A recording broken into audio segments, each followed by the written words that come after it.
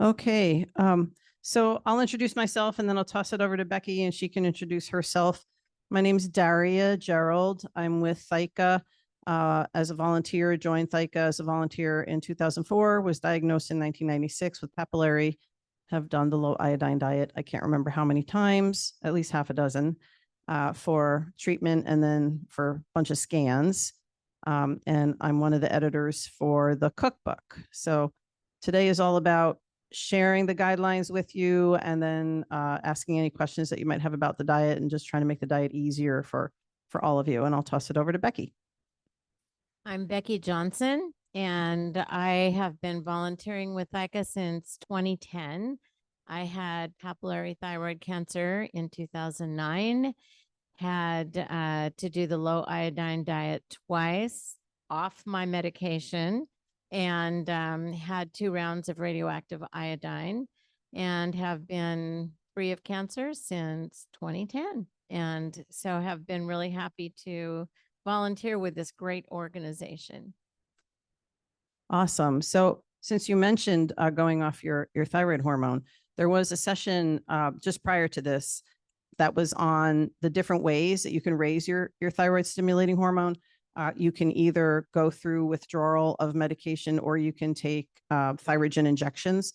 So we probably will not get into a lot of that here, but I encourage you to tune into that session. It's available because it was recorded, and that should answer any questions that you have about the different ways of preparing for your journey with the low iodine diet.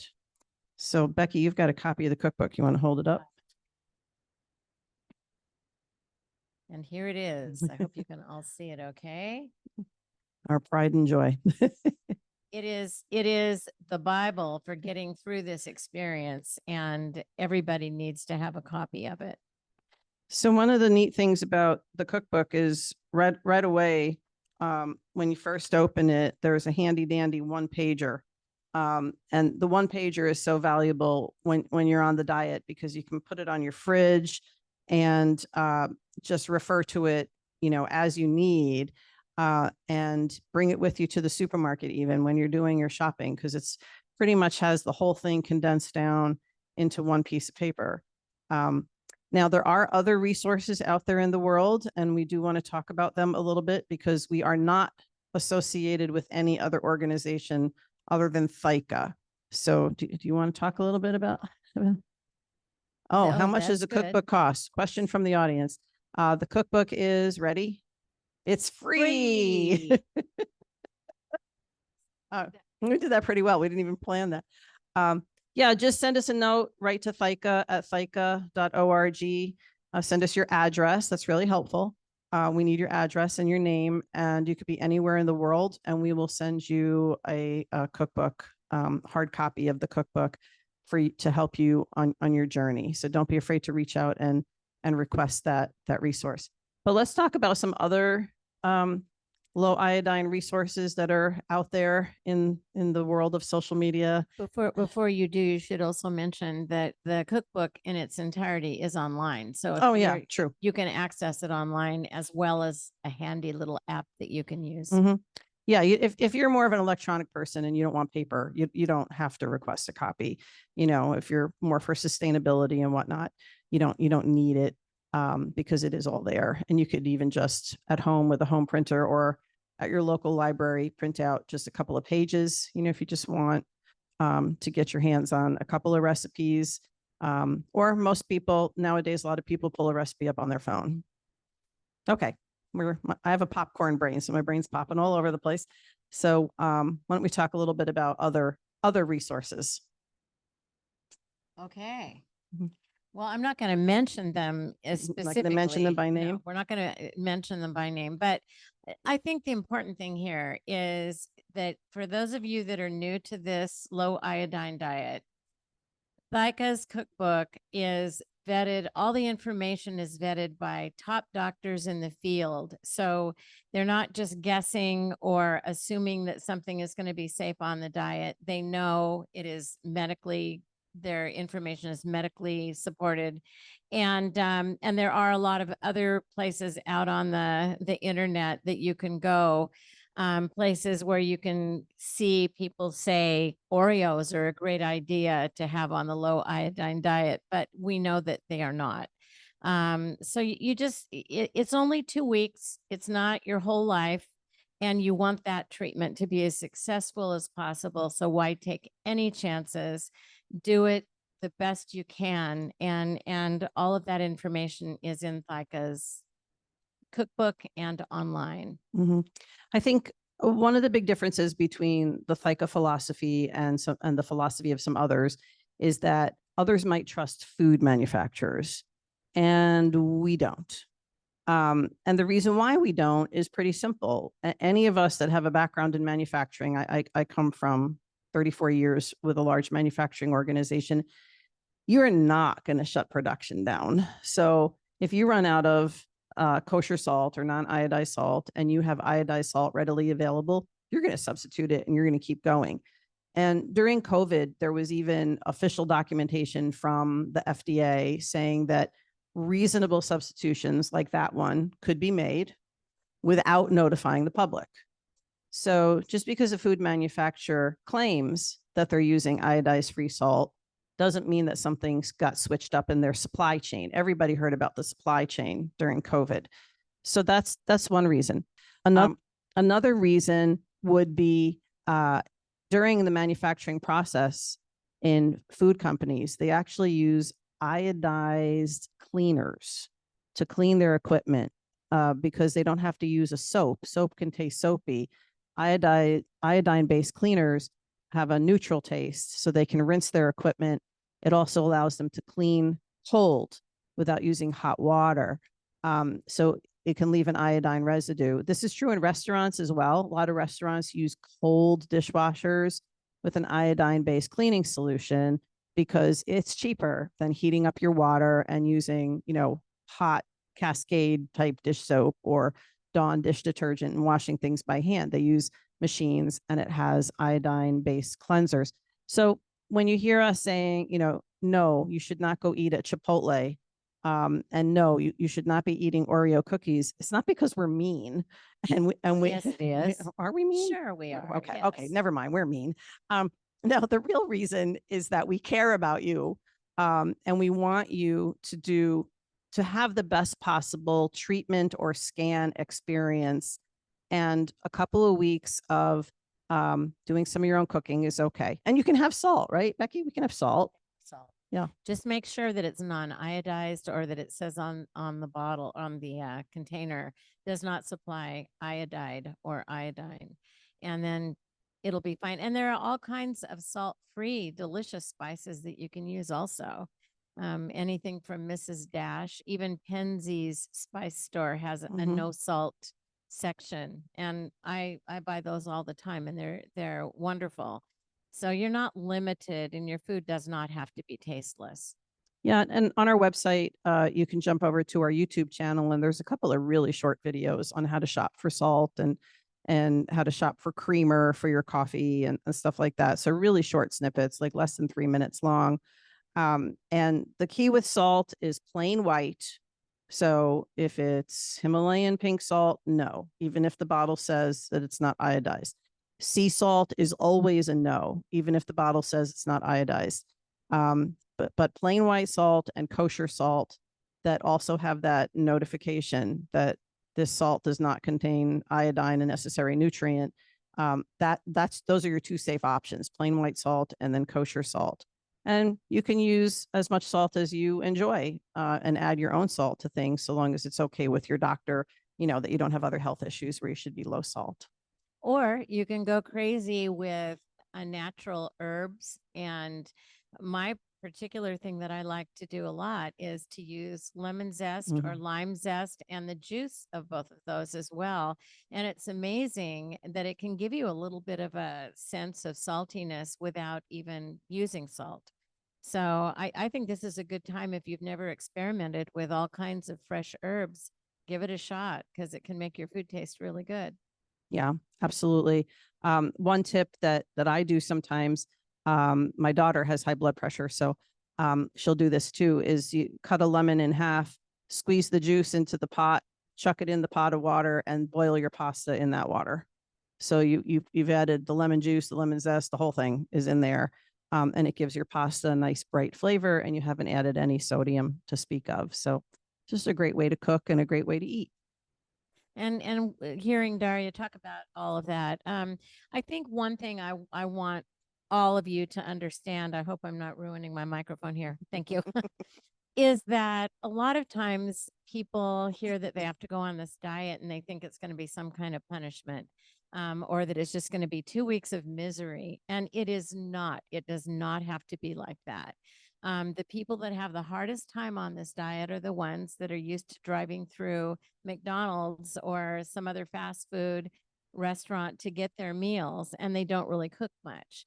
If that's you, this is an opportunity for you to try something new just for a couple weeks, and you might even discover that you like it. The food can be very tasty, and you just have to know that for these 2 weeks, every effort you're making in your own kitchen is something that is in your control, and you are helping to make sure that your treatment is going to be as successful as it can be.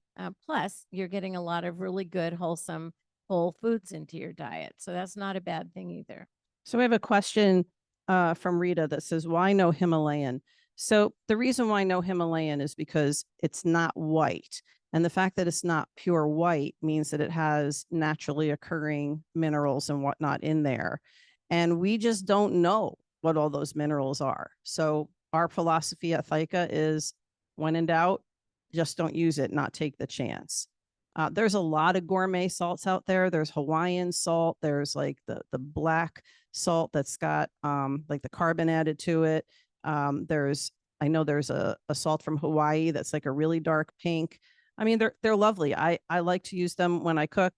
When we have steak night, we always put out different salts, kind of to have fun with the different salts. I love sea salt, but not when I'm on the low iodine diet. Just pure white and kosher salt, and that's it. And if a product that you are looking at the grocery store says salt, even if they say that it's not iodized salt, don't buy it. Yeah, even if it says kosher salt, we avoid it for the same reason we discussed earlier. We just don't know what they might substitute in the manufacturing process. And plus, you shouldn't be eating a lot of processed food on the diet anyway, because you want to be eating the most natural food that you can to minimize the amount of iodine. Why don't we talk a little bit about some of the fundamentals? Like, what are some big food groups that we should maybe avoid when we're on the lid? Well, I can tell you which one people complain about the most. Dairy. Dairy. What? No cheese? No cheese. No. How am I going to live without cheese? Yeah. Yeah, that's a dairy big one. is a big one. So, but you have to know that for everything you're taking out, there is a substitute that's legal that you can use. So if you're a cheese lover and you are not understanding how you can survive 2 weeks without it, try getting yourself some nutritional yeast. It has a wonderfully cheesy flavor, and the benefit is it's full of B12 and it's actually healthy. And you can use that on potato, you can use it on some popcorn, you can use it on almost anything. You can make a cheese sauce with it that's completely non-dairy. Yeah, I do it all the time. Yes, it's a powder. it's a powder. Yep. But watch when you buy the nutritional yeast, because some nutritional yeast has added salt. So you have to look for one that's just 100% nutritional yeast. Bragg's is a good brand that I use. And I actually learned about nutritional yeast from Becky over the years, and just learning more about how to cope with this diet. I'm an Italian American. I love pasta. For me to eat pasta without cheese is it's like a sin, right? But I've discovered that there's other things I can sprinkle on my pasta. I like to grind up nuts and saute them in a pan with some olive oil and add some kosher salt. So it's like a nutty, salty, crunchy topping. And I'll sprinkle that on my pasta instead of grated cheese. And for a couple of weeks, it does the trick, satisfies that need. And, and then you look forward to some dairy later on. Any other big categories you can think of, Becky, that are I off? I can think of a few besides salt and dairy. And how come I'm the one that's on the hot seat here? All right, so ask me. We'll switch. We'll Okay, switch. Daria, what other food categories do we have to eliminate? anything from the sea, anything from the sea. So not just sea salt, but seafood. So no fish from the sea.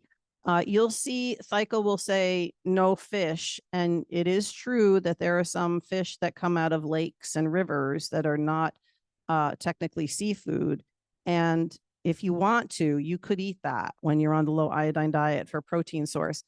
We tend to say no fish because it's easier for people to understand than to try and say, well, there's lake trout and there's, versus salmon from the sea. So we just rule it all out. But if you're savvy and you know how to shop and you know how to cook, you could add some fish that does not come from salt water, not from the sea.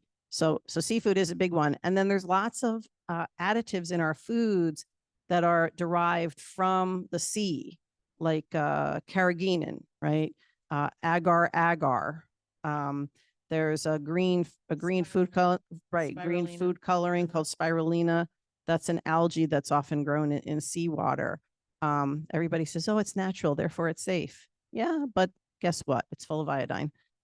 So you have to watch out for all of those types of ingredients. So anything from the sea.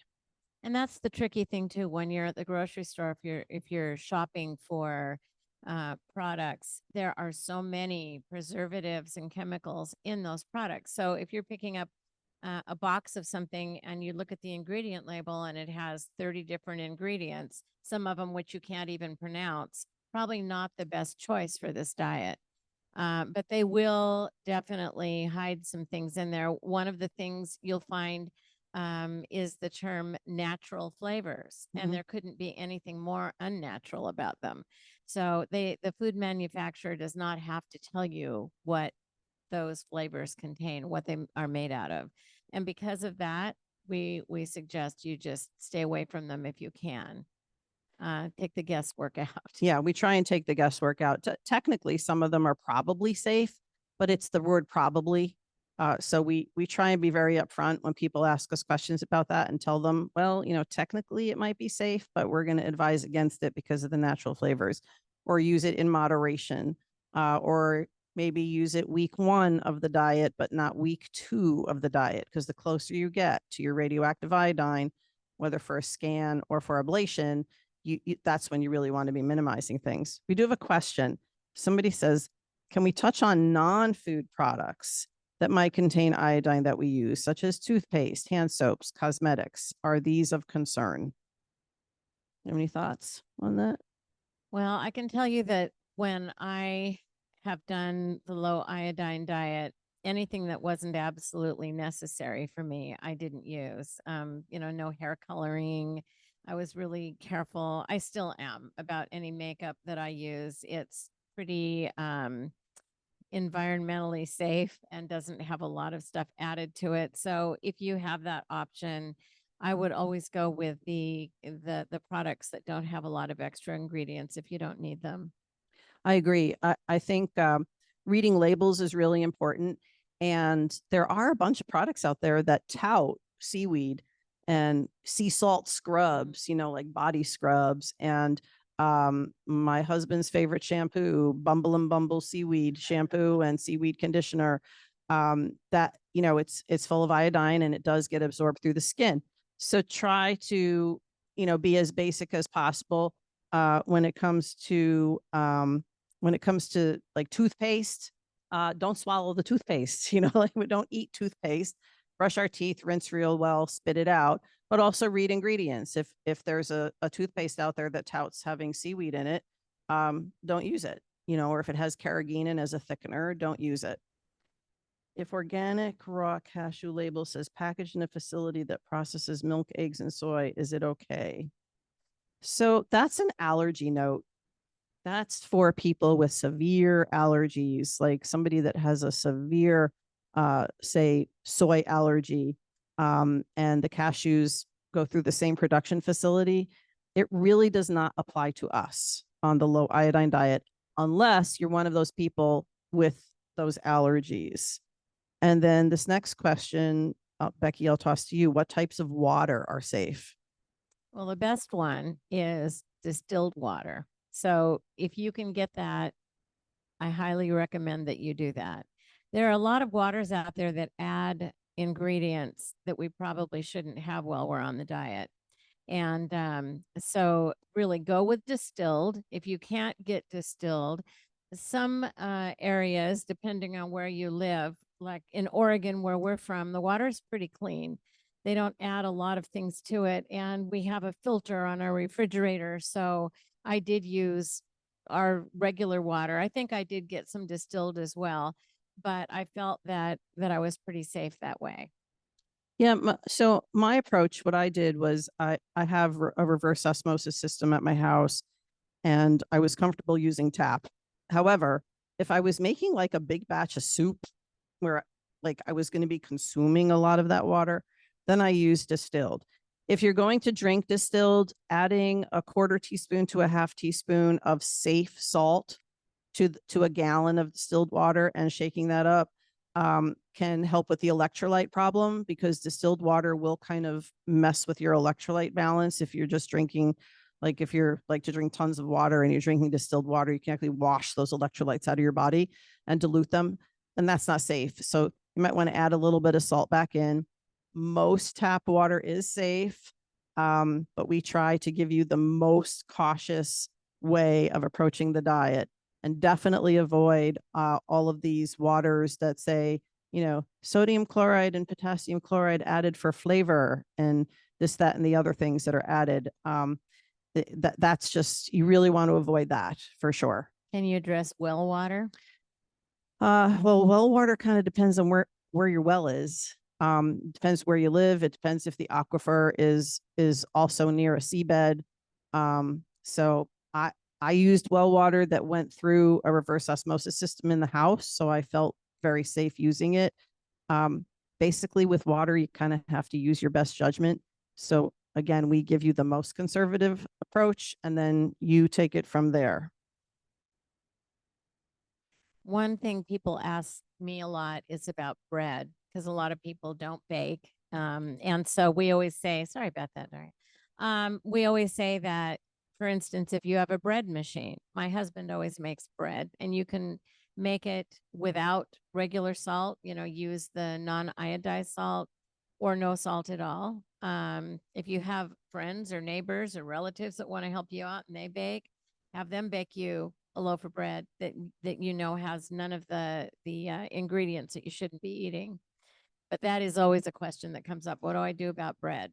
Yeah, bread's a tough one. There is one reputable diet. The Sloan Kettering diet does say you can have half of a Thomas's English muffin a day. We don't say that at ThyCa. So we have had some pushback from people that are going to Sloan Kettering. They're like, well, I'm allowed to have English muffins. Well, those Thomas's English muffins contain salt, and they come from a facility where things are processed, so probably iodide-based cleaners. So I would avoid it. But, if you're on the diet and you're doing it to a T, and that half an English muffin helps you keep your sanity, okay. I asked Dr. Tuttle last year at conference, why do you guys allow half an English muffin? I mean, like, you're Sloan Kettering. Why do you allow an English muffin? And he said, because it's a low iodine diet, not a no iodine diet. So there is a little bit of common sense that you have to apply. I'm a purist. Becky's pretty much a purist. So I bake my own bread when I'm on the low iodine diet. I like to bake bread anyway. Bread machines are easy to use, easy to find. If you go to almost any Goodwill store, you'll find them on the shelf, because people buy them and don't use them. And probably if you put a blast out on your social media platform, whatever you like to use, or in your church friends or your synagogue friends, and just said, hey, anybody out there have a bread machine that I could borrow? You could probably get your hands on one for a couple of weeks. And there's a ton of recipes in the cookbook that are designed for bread machine. So I definitely enjoyed bread when I was on the diet, and I personally do not like matzah. Matzah is one of the alternatives. I have nothing against matzah. I just had a bad experience with matzah when I was a child, and I got very, very sick with a stomach bug after eating a bunch of matzah. And it's one of those foods that like, nope, sorry, can't do it Well, anymore. let's be honest. I mean, I've grown up with matzah, but the truth is, It doesn't when you're taste as eating much. it by itself, it tastes like you're eating a piece of It's cardboard. always cardboard. So it's all about, if you're going to use the matzah, it's a great way to put like peanut butter, LID safe peanut butter on it, or jam, or I like to make garbanzo spread, Mhm. and you can put it on, and then it's fine. It's something crunchy and it holds your spread on there. Mhm. But you're not going to just eat it plain by itself, unsalted, and come away with a wonderful experience. It's a great time to do a lettuce wrap too. Yeah. Buy some iceberg lettuce and wrap your stuff up in there. I've seen people will take cucumbers and scrape out the seeds and like put stuff in between. You can make your garbanzo salad and make like an open boat of a cucumber and eat that way. It's actually can be a really healthy diet. Some people will lose some weight on the diet. I tend to gain weight on the diet because I do things like bake bread and make brownies and banana bread when I'm on the diet. So it doesn't always work in my favor. But it can be a good opportunity to manage your weight, especially if you're going through withdrawal and in other words, you're not taking thyrogen injections and your whole metabolism is slowing down for like 6, 8, 10, 12 weeks, depending on how long you're on it and how long it takes you to come up on your levothyroxine. And I know every time I withdrew, which was like 3 times before I started using Thyrogen, each time was good for 10 pounds of water weight. I mean, it attached itself to me. And then it took like another 8 weeks on the levothyroxine before my life balanced back again. So it is an opportunity to eat kind of clean during that time and maybe, battle a little bit of that bulge that comes with going through the experience. I was going to mention another uh, department in food where you can't have any of it during the LID is soy products or anything with soy in it. Now, for me right now, if I were going through it, that would be hard because I eat soy almost every single day because we are mostly plant-based and it's a great source of protein. But while you're on the low iodine diet, make sure that none of your products have soy. It is added to a lot of products at the grocery store. Although you can have soy lecithin, correct? Yeah, there's 2 exceptions, soy Yes. lecithin and soy oil, which is the same as soybean oil. Those 2 components of soy don't contain the soy protein. And it's the soy protein that inhibits the absorption of iodine. It's not that it's an iodine load, like eating a piece of sushi is just way too much iodine. With soy, it's that you don't want to interfere with your body taking up the iodine when you go to have your dosage. The same is true with the family of cruciferous vegetables. So broccoli, cauliflower, Brussels sprouts, kale, etc. That whole category of food is not off limits, but it should be limited because it also interferes with absorption. So what I like to do when I'm on the lid is I'll enjoy those week 1 and then week 2 I'll cut them out because I know that's closer to when I'm going to be swallowing radioactive iodine. And what about spinach and kale and stuff like that? Well, kale is still in that cruciferous. Cruciferous, right? Spinach, you can have spinach, but again, I would limit it.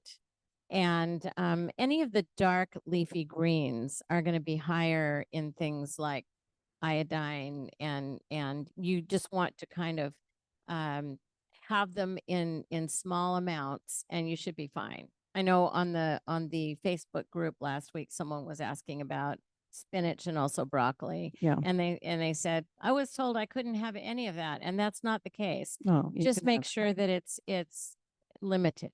I like to say with spinach that half a cup of raw spinach leaves that are mixed in with a nice big salad of iceberg and romaine, like your lighter greens, is totally fine. Packing your blender in the morning full of spinach leaves and throwing in other stuff and making a really intense smoothie is not okay when you're on this diet. So try to eat normal portions of food.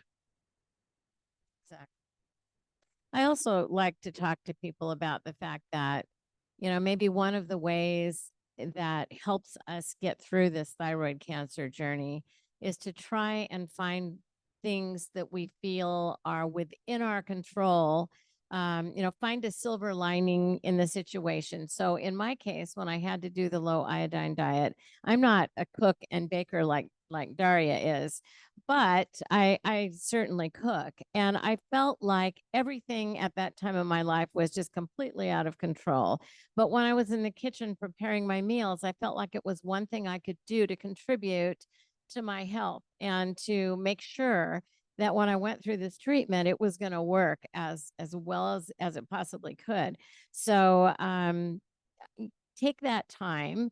And for those of you that don't cook very much and prefer to get your food, at restaurants, take this 2 weeks, light a candle, put on some nice music, try to get into the zen of cooking. Don't make it complicated. Just make simple meals.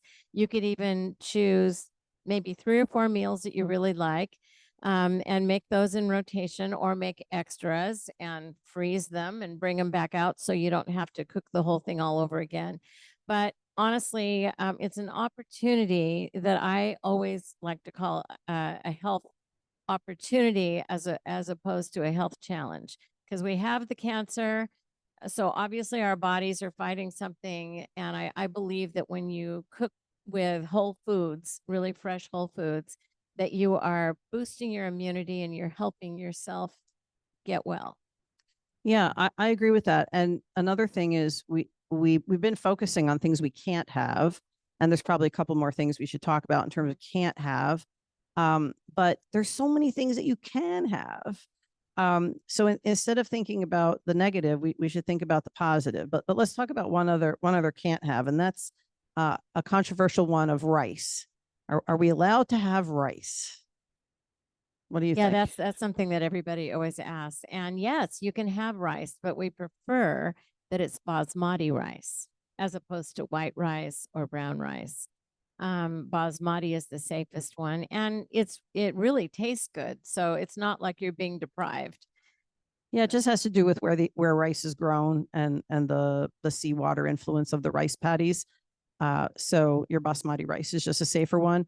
I mean, technically, all unsalted rice would be considered safe, but we like to tell you what your safest option is, and that's the basmati.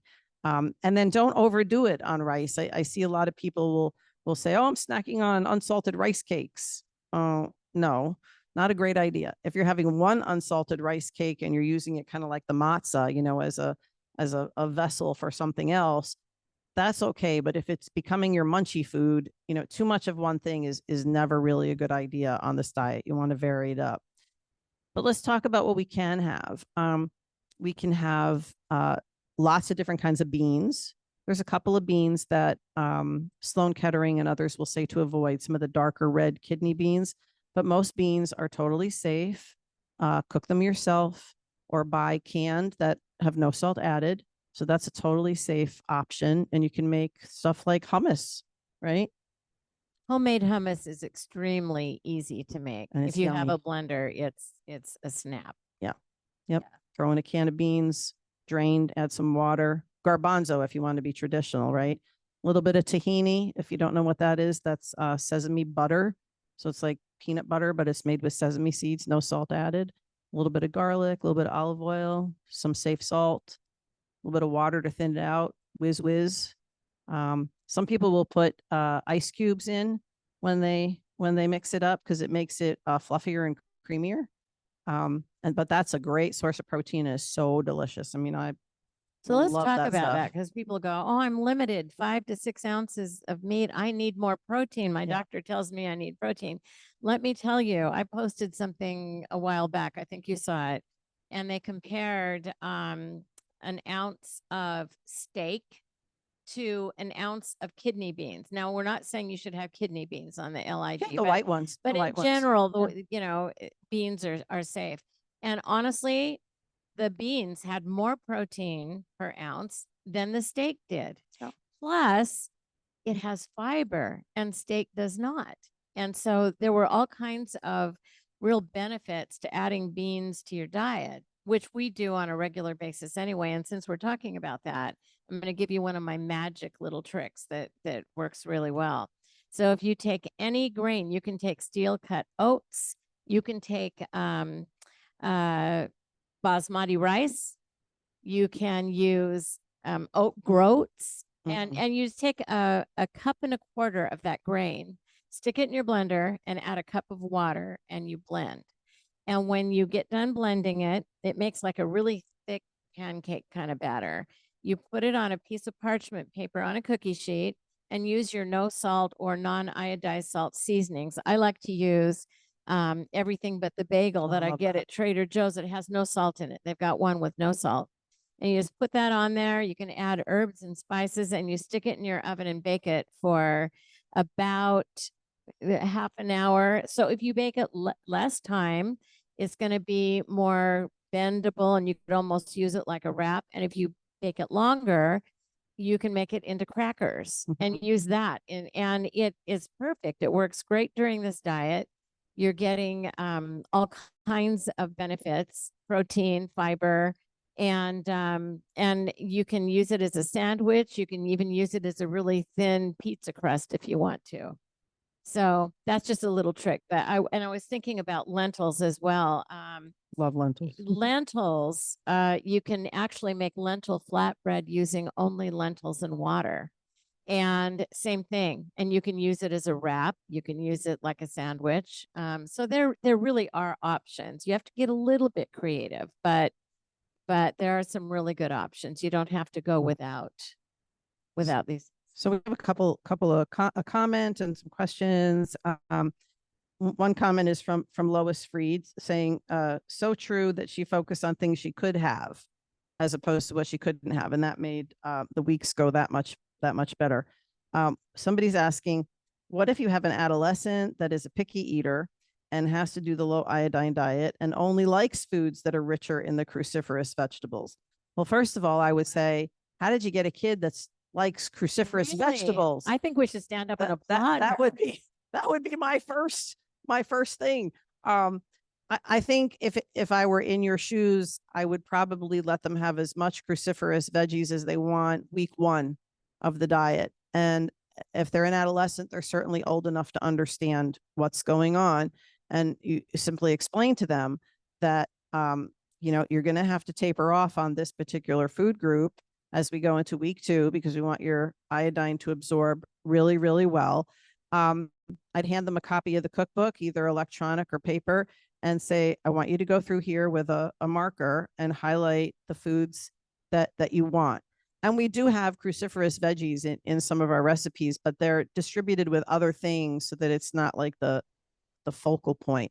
And it kind of depends on what your adolescent likes. So Julia, I'm not sure if you want to put some food groups in that your adolescent does like. Maybe we can give you more ideas. Barb is saying people forget that a serving size of meat or protein is the size of a deck of cards. Yep. I mean, we live in an era where 14-ounce ribeyes are common when we're supposed to be eating 3 ounces of meat, not 14. So you do have to keep in mind that a serving should be about the size of the palm of your hand, which is about the size, for me, maybe it's a chubby deck of cards, but it's a deck of cards. Now, if you're a much larger person, like you're a larger man that has a bigger hand, you could probably eat a touch more. And if you're a tinier person, you probably want to eat a touch less. Then that's just for calories for your body. But 2 3-ounce portions of meat in a day is really plenty. And if you'd rather save it all up for dinner and have a 6-ounce pork chop, then do that. Have a 6-ounce pork chop, have a 6-ounce steak. And at lunch, do, some beans and some hummus on a salad and get your protein in another way. Egg whites, you can pretty much have unlimited. You can just load up on egg whites. So a huge omelet in the morning with lots of veggies, some nutritional yeast if you want that cheesy omelet flavor, and load up on that and get tons of protein in that way. But you're right, Barb, people do forget what a serving size really should be, because we live in a super size me type world. How about questions in the room? I'd like you to come up and use the mic so that the people in the virtual space can hear you. just wanted to say on my first round of radiation, I was having a really hard time finding foods just because I do not like to cook, right? But I went to Whole Foods, a town near my town. I had to drive at least 30 minutes away, but they have a Whole Foods there. And man, my eyeballs just popped open because they had so many items there that I could even have peanut butter you make yourself. There was a machine with no salts and stuff. Oh man, I lived on apples and peanut butter for the first 2 weeks. Yeah. Sounds like that was a healthy thing to do. That's awesome. Yeah. Whole Foods, Trader Joe's, Sprouts Market, Natural Grocers. There's a bunch of food stores that have so many options available to you. And even if you live in the middle of nowhere, like I do in Southeast Kansas, there's the internet and Amazon. And yeah, and you can get unsalted peanut butter, no salt added peanut butter shipped right to your door. I personally do not like, I love peanut butter and I do not like the taste of unsalted, no sugar added peanut butter. So I always dump mine into my food processor, put a little bit of brown sugar, a little bit of safe salt, even a little bit of coconut oil to loosen it up. I make one plain and the other one I add cocoa powder to it. And so I always have a jar of regular peanut butter and a jar of chocolate peanut butter in my fridge when I'm on the low iodine diet. Bake my own bread. I think I lived on peanut butter and jelly when I was on the low iodine diet. And I liked to make my peanut butter and jelly sandwiches grilled. So put a little bit of oil in the pan, throw your bread in with the peanut butter and jelly. You can even put a sliced banana, make it Elvis style, right? And grill it, flip it. It gets all gooey and melty. It's like dessert, and it's really yummy. It's almost like a treat and great source of protein. And if you don't like to cook, it's fast. You just throw it together and it goes so fast. Do you have a blender at home? So do you like chocolate pudding? Okay, so get yourself a big sweet potato. It can be a yam, it can be a Japanese sweet potato, and bake it until it starts, you see the juices starting to run a little bit. And then you need to take the skin off. So when you're eating potatoes, the potato's fine, but the skin isn't. Take the skin off, just kind of chop it up, put it into your blender, add a tiny bit of maple syrup and some cocoa powder. And if you have some plant milk that's LID safe, you can add a tiny bit of that if you want to, but I would start with a very little amount. Blend it up and you'll never know it was potato. It's chocolate pudding and it's delicious and it's really healthy. And yeah, I mean, there are all kinds of things like that you can do that make you feel like you're not punishing yourself. Is it in the cookbook? I don't think Probably that's in the not. cookbook. But we could probably add it to our Recipedia. So when you go to our the lid page with ThyCa, down at the bottom is the Recipedia, and that's all the recipes that didn't make it into the 9th edition. We had so many. And I mean, it becomes cost prohibitive to print all those pages. So we said, let's make a bunch of those recipes available just online. And we don't offer that to be sent out. I mean, you all can print it at home if you wanted. But we could add it there if you want to email me a copy. Absolutely. You could do the same with avocado too, and use avocado as your base and turn that into like a creamy pudding as well. If you don't like to cook, one thing you can do is roast off a pan of chicken. Make sure it's a brand like Smart Chicken that doesn't have anything added. You can season it up however you like, roast it off in the oven and have those chicken pieces available for the week. And then roast off a bunch of sweet potatoes and slice those open. Don't eat the skin. Open that up. You could put cinnamon sugar on top of it. You could, there are some safe margarines if you are a person that likes like a melted butter in a potato. Fleischmann's makes a no salt, no dairy. Or you could use some olive oil and or vegetable oil. Or you can make sweet potato fries out of them too. There you go. And those are good. You could make like a cashew sour cream and put that on. I mean, there's so many different ways and it can be easy. It does require a little bit of planning ahead. I think Gary Bloom had told me once that he ate the same meals over and over and over again for the couple weeks. He's a guy. Yeah, So he's, yeah, not kitchen. yeah, that's right. In my house, I had to fight with my family over my low iodine diet food. Stay away from my brownies. Stay away from my bread. Back in the day when I did it, I had not yet moved more to the plant-based world, so I was still eating chicken at the time.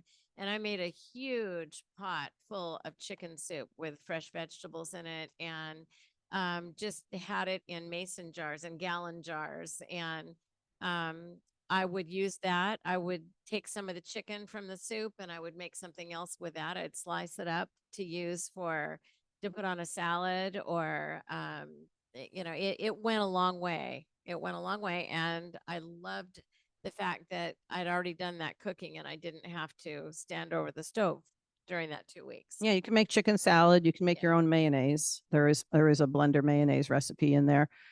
Or you can use avocado, mashed avocado instead of your mayonnaise for that creamy component. Rita says, please talk about safe plant milks. So there's a couple of brands.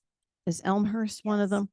Elmhurst, But right? not all Elmhurst. There are Okay. some that do contain some ingredients you don't want, but there is one, and I think it's the oat milk, if I'm not mistaken, that is just oats and water, and or cashews and water. So that's what you want to look for. But there are some by that brand. Yeah. And so you got to read the ingredients if you're buying plant-based milk, because a lot of them use carrageenan as a thickener and a lot of them add sea salt. Well, those two ingredients immediately rule it out. But there are some plant-based milks that you can buy at the store. There's a brand called Joy, Joi, that sells the base for the milk, and it's basically It's cashew just butter. It's a powder. Oh, mine was a Oh, butter. yours was a butter. Mine I was a didn't butter. know that. Okay. I haven't bought it in a while, so maybe they changed. But if you want to do something quick, you can buy cashew butter that's unsalted and throw a spoonful of that in the blender with some water and whiz that together, and then you have cashew milk. Okay. And if you want to make it sweet, if you want to add vanilla extract, you can doctor it up any which way you want. You taught me about banana milk. Yeah, right? banana milk. You just get some bananas, let them get ripe so they've got the brown spots on them, and then take a couple of them, stick them in your blender, add water. Just start with a small amount and go up depending on how thick you want it to be. And it's white, just like regular milk, but it's sweet like bananas, and it's great on oatmeal. It's great in your coffee. You can use it in all kinds of things, and it's super easy. And then there's recipes in the cookbook to make plant-based milk, like to make nut milk and oat milk. So there's that option as well. It kind of depends on how much work, you want to do. For me, it was easier to just avoid milk. I'm not much of a coffee drinker, so I didn't have like, oh, I have to have my coffee in the morning. I do like to drink some decaf now and then, especially to keep warm. And when I was going through withdrawal, I was really, really cold. So I would make decaf and I would melt a marshmallow in it, or I would put marshmallow fluff in it, and it lightened it, sweetened it, and then I was good to go. Super artificial, probably not a Becky friendly thing, but it worked for me. Whereas you would have made like cashew cream, right? And put something Not like back that. when I did the diet. I've started doing all that since my Since my then. diet. Okay. Yes, Okay. because so I wanted to share a quick story. And when I was talking about finding the silver lining and things, for years, for decades, I was plagued by what they thought was a form of spastic colon. And so I would get terrible, terrible abdominal pains and never knew what it was, but it seemed always to be stress related. Then I got thyroid cancer, had to go on the low iodine diet, had to eliminate dairy for 2 weeks. And amazingly, all those symptoms vanished. And since we've gone plant-based and I no longer have any dairy in my diet, they have never come back. And so I know now that because of the low iodine diet, I discovered that I had a problem with dairy. And who knew, but I used to call myself a milkaholic. I used to drink milk before water. I loved it. And I thought I will I'm never a be able. cheeseaholic. Oh, serious. Well, you have to be if you like Italian cooking. Come on. But honestly, there are so many substitutions that are delicious and you can live without it. You know, when you're off of your LID, you know, you can have soy milk, but when you're on the LID, almond milk, oat milk, cashew milk, banana milk, you know, there are all kinds of things that you can do. So, you know, it may take a few extra minutes to make it or to figure out how to do it, but in the end, it's really worth it because it tastes good, it makes you feel less deprived, and it's going to give you a really good chance of being successful at the diet. So there's a question in here, which I'm going to summarize, but somebody has a condition where they actually have to have salt in their diet because it helps them with low blood pressure, and they need to use salt, and they use the Morton non-iodized salt. And if they hadn't used it, they probably would have fainted. So one thing that I want to tell you is that if you have some sort of a medical condition, that can often trump the details of this diet. You have got to talk to your doctor and discuss with your doctor what is the best plan for you. So if you have some sort of medical condition where you're taking some sort of a special supplement or some sort of medication that has some iodine in it, that's a conversation between you and your physician to figure out which is best for you. So the ThyCa diet is for you, assuming that you don't have other medical conditions that you need to address. Always work with your doctor to discuss those medical conditions. One medical condition that does come up now and then are people that need to be on a feeding tube. And that can be very, very challenging. And then they're going through thyroid cancer and they need to be on the low iodine diet, and they can't be taking in something like Ensure or Boost, you know, these drinks that they put through the feeding tube. So in the cookbook, at the back of the book, in the appendix, we do have a section that talks about feeding tubes and how to liquefy some of your foods. There is a company out there that does make a liquid whole food. It's actually a whole food, and some of those are iodine free, so you can use those. But again, it's a conversation with your physician on which is kind of the lesser of the two evils, so to speak, and what is right for you. So we're giving you advice, but then you have to filter it through your medical community. And before I forget, for those of you that have not discovered it yet, Daria and I have a Facebook group, and you just go to Facebook and search for ThyCa's Low Iodine Diet Support Group. And I think it says RAI on it too. Yeah. And ask to join. There will be some membership questions. Be sure and answer those so you're accepted into the group. And once you're in there, we are scouring it every day, and people will have questions about a particular product and they will post a picture of it with the ingredient label, and we can respond to them and let them know whether that's LID safe or not. Yeah. And there's a lot of discussion that goes on about it throughout the day. And on top of that, every Tuesday, not this coming Tuesday because we'll be returning home from the conference, but every Tuesday night at 5 o'clock Pacific time, we have a Zoom support group, and we talk about the low iodine diet. We also talk about radioactive iodine treatment, and you are welcome to join us on that. It's a great opportunity to meet other people that are going through it, and also to ask your questions and get them answered right away. When we started the low iodine diet support group and the Zoom meetings and the Facebook page, the meetings were once a month. And Becky decided they needed to be weekly because there's such a need. Because once a month, you miss people completely, like they've done their whole diet and you weren't there for them. So the Facebook groups become really popular. There's, I think, well over 1,000 members at this point. And we answer the questions. Sometimes some other well-meaning people try and answer questions too. And sometimes they answer incorrectly. So we'll correct them or remind them, please don't answer questions, because questions are for the admins and the experts, and there's a handful of us. But we're out there every day. So we're answering every day. And the other aspect of it is that you are belonging to a community of people there that understand what you're going through. And there's a lot of empathy that happens and a lot of encouragement amongst the members.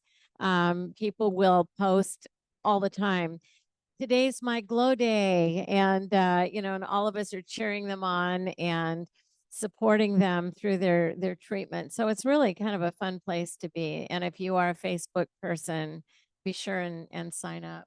Yeah. Even if you're not a Facebook person, I realize a lot of people don't like Facebook. But you could create an account, like you could create a Gmail account just to create a Facebook account, just to get into that group.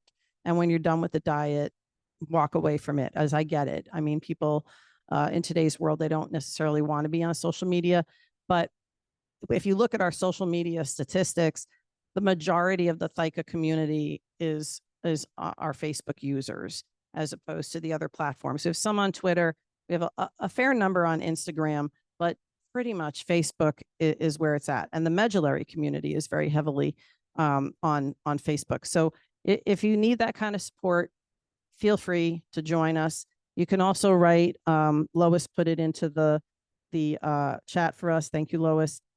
It's LID-SIG. So it's lid-special interest group. That's the SIG at ThyCa.org.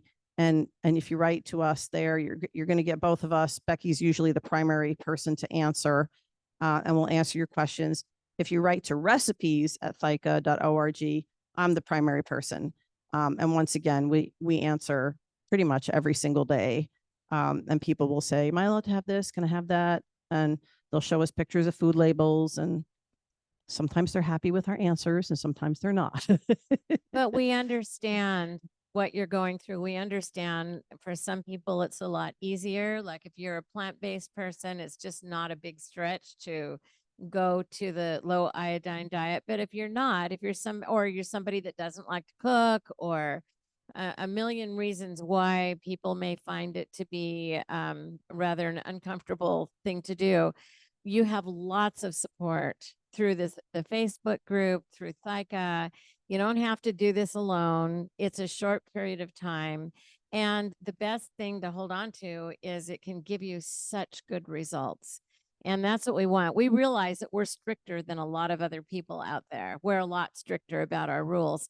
But the reason is we want you to come back and say, I got a great medical report. It worked. And that's what we're striving for. And I don't think that it's too much, to work at it for a couple of weeks for that kind of a result. Yeah. I know, I don't know what happens to us psychologically when we do this diet, but for some reason, there's a lot of people that want to outsmart the diet.